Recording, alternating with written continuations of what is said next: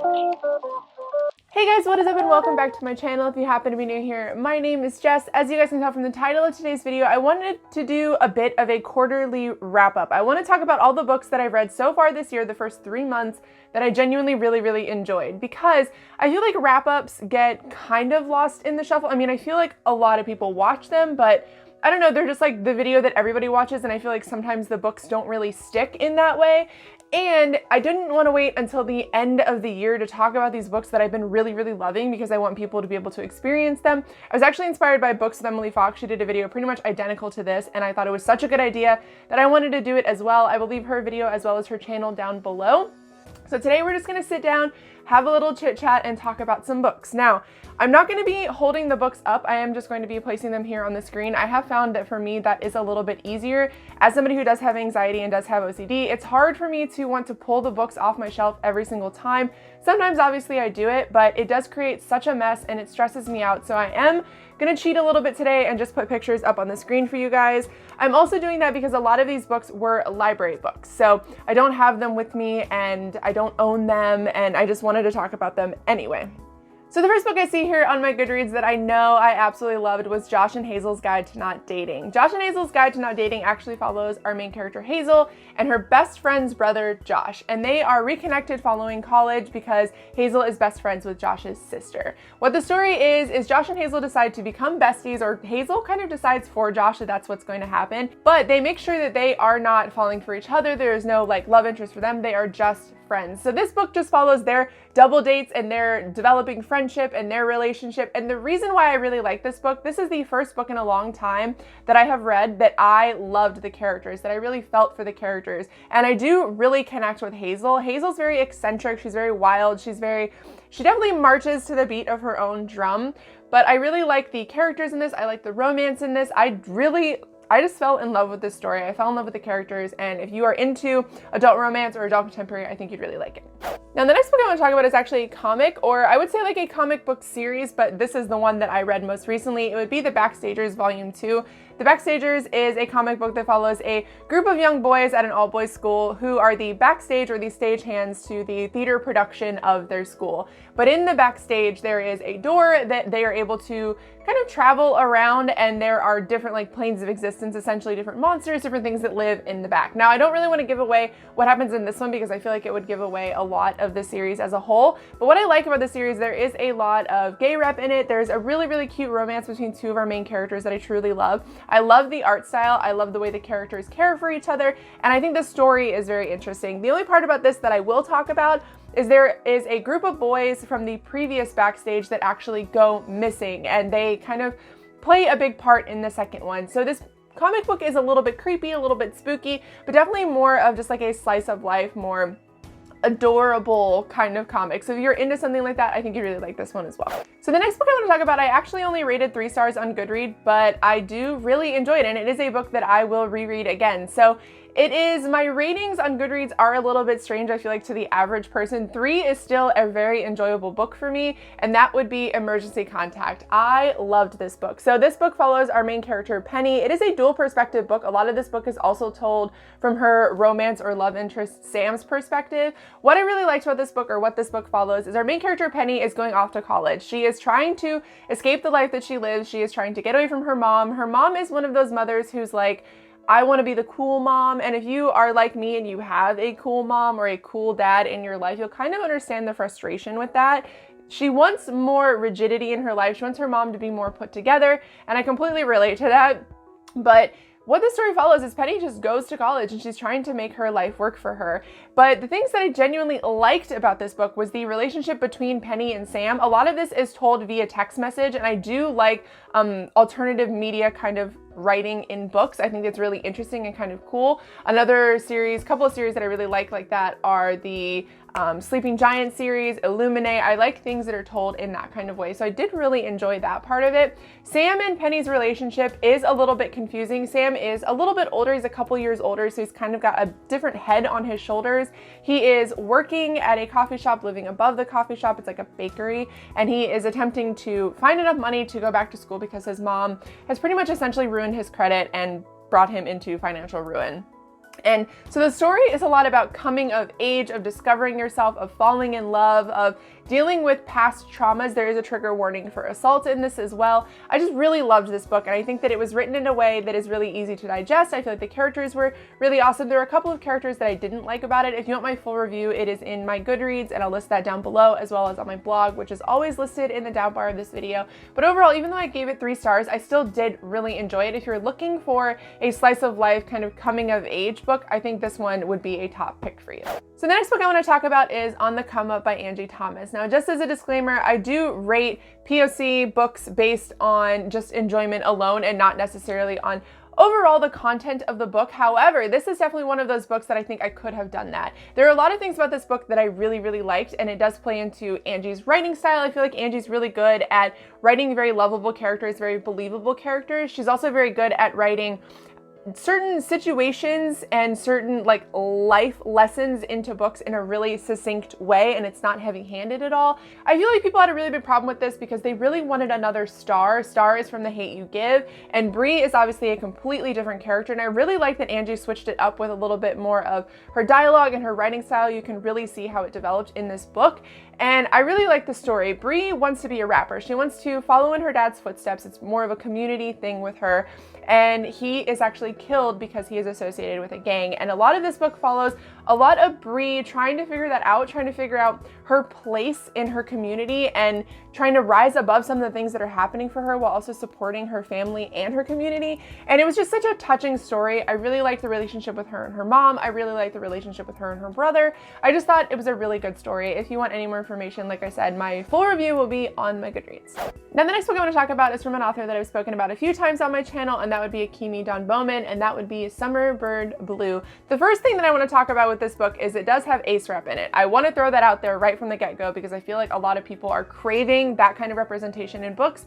If you like that kind of representation, you'd really like this. Now, the only drawback about this book is it follows our main character, Rumi, and she's very close with her younger sister. They make music together, and then they are in a car accident and her younger sister actually passes away. Her mom and her are left to grieve, and her mom kind of comes to the conclusion that she's not able to help Rumi, so she actually sends her to live in Hawaii.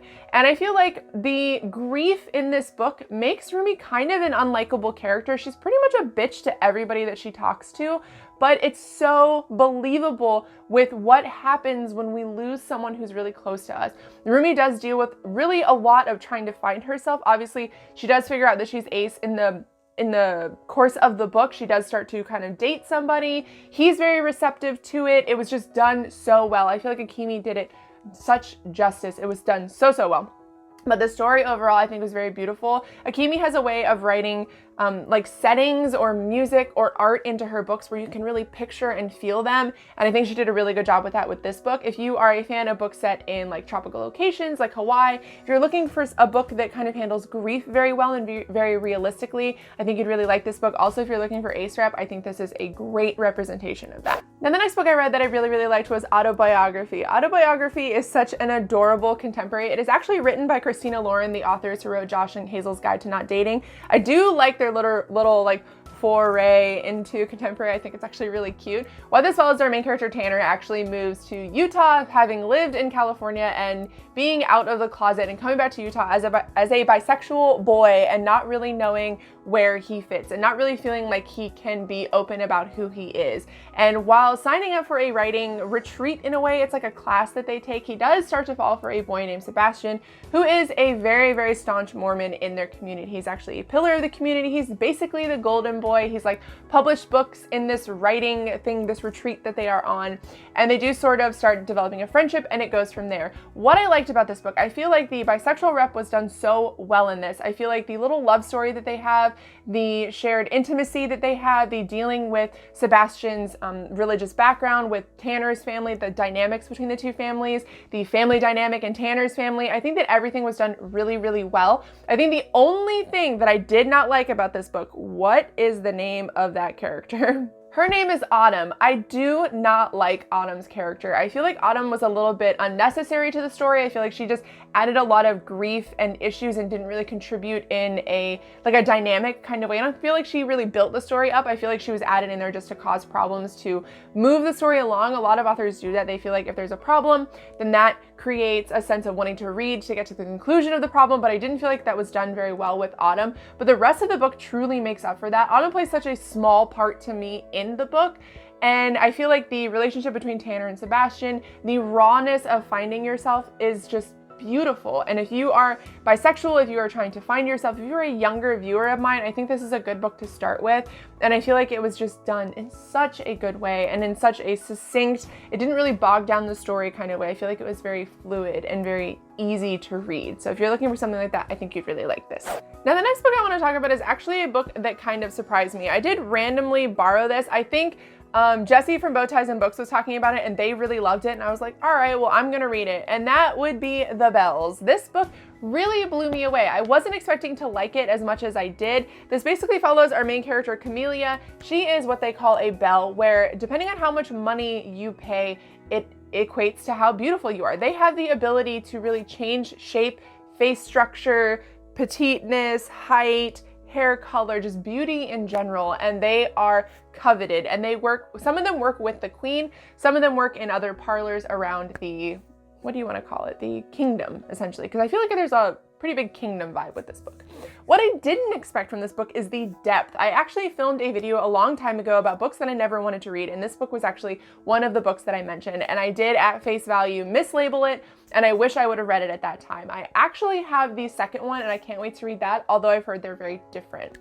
But this book had a lot more intrigue in it than I thought it would. I thought that at the basis of it, it was going to be very bland. It was going to be one of those stories like, oh, beauty is power, like that kind of thing. And while there is a little bit of that in here, it is very different from that. Our main character actually spends a lot of time figuring out what is true beauty. If she wants to do this kind of thing, where the line is drawn. And I loved that. I feel like the mystery of what's happening, because there's a lot of mystery that's going on in this book. I feel like the beauty of the book, Donnell does a really good job of painting the scene. If you've ever read a book where an author tells you instead of shows you, you really can tell that Donnell shows you what the world looks like. And I think she did such a great job with that. If you read this book for anything else, read it for how beautiful the setting is. I feel like it is a bit dark and a bit grimy at times. And because of the way Donnell writes, it makes the rest of the story seem very beautiful when she's describing like the parlors and the way the girls look and the way the people that they help look and the kingdom as a whole. I feel like she did a very great job of that. And